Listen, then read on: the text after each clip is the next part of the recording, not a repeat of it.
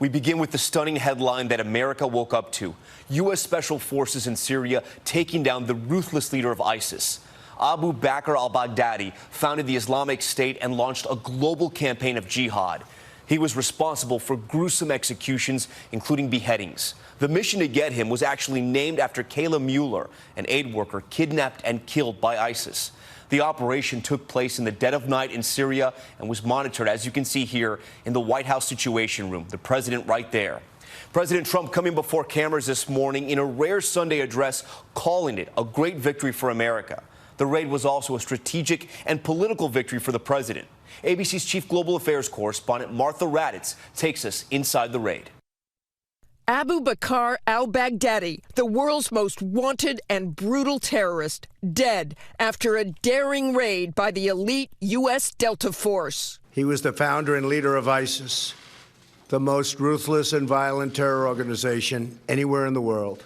5 p.m. Saturday night, President Trump, flanked by Vice President Pence, National Security Advisor O'Brien, and Defense Secretary Esper, gathering in the Situation Room with military brass, including the chairman of the Joint Chiefs, all watching a live, step-by-step feed of the mission. We had absolutely perfect, as though you were watching a movie. 8 Chinook helicopters took off on the secret mission from a Kurdish-controlled area in Iraq, flying low and taking on gunfire before landing in northern Syria. Once on the ground, the Special Operations Team blowing holes in the side of Baghdadi's hideout, fearing the front door was booby-trapped. Baghdadi fled into an underground tunnel with 3 children. The president today speaking of the mission in stark detail. He died after running into a dead-end tunnel, whimpering and crying and screaming all the way. But before the Special Operations Team could get to him, Baghdadi detonated a suicide vest he was wearing. The 3 children killed alongside him. His body was mutilated by the blast. The tunnel had caved in on it in addition. But test results gave totally positive identification. The Delta Force was on the ground for roughly 2 hours in a firefight with Baghdadi's men, killing 2 of his wives who were also wearing suicide vests, although they did not detonate.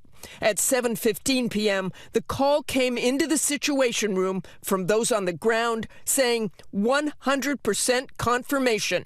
Jackpot. Over. We took highly sensitive material and information from the raid, much having to do with ISIS, origins, future plans, things that we very much want.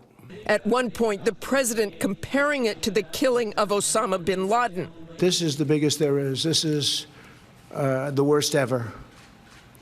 Osama bin Laden was very big, but Osama bin Laden became big with the World Trade Center. This is a man who built a whole, as he would like to call it, a country.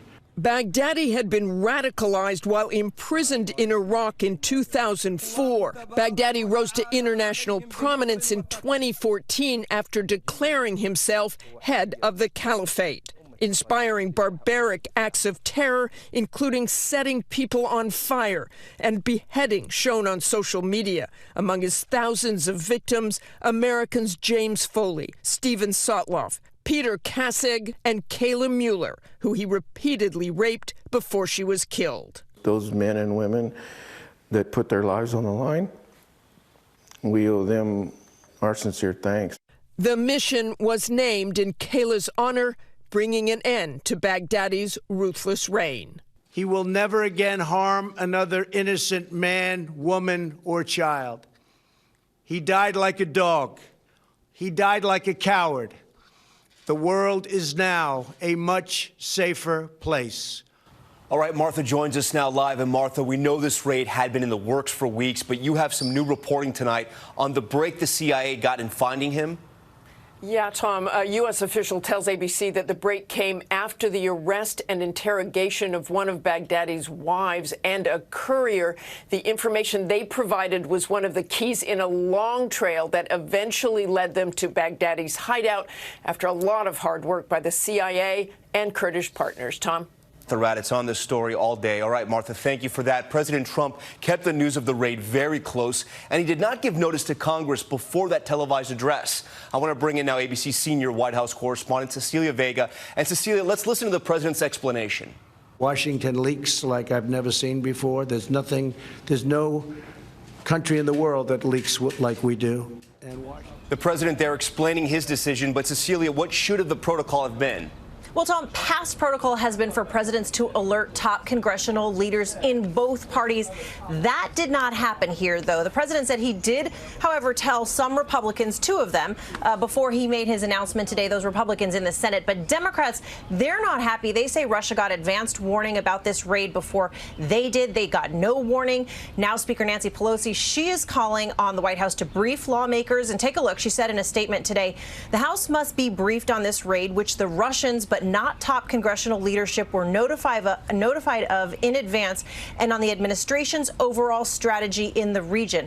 Now, on the other hand, one of the president's top Republican allies, Lindsey Graham, who had publicly slammed the president's decision to pull troops out of Syria as the biggest mistake of his presidency, he is now singing the president's praises on this one, Tom, saying that al-Baghdadi's death was a game changer in the war on terror. Cecilia Vega for us at the White House tonight. Cecilia, thank you. Hi, everyone. George Stephanopoulos here. Thanks for checking out the ABC News YouTube channel. If you'd like to get more videos, show highlights, and watch live event coverage, click on the right over here to subscribe to our channel. And don't forget to download the ABC News app for breaking news alerts. Thanks for watching.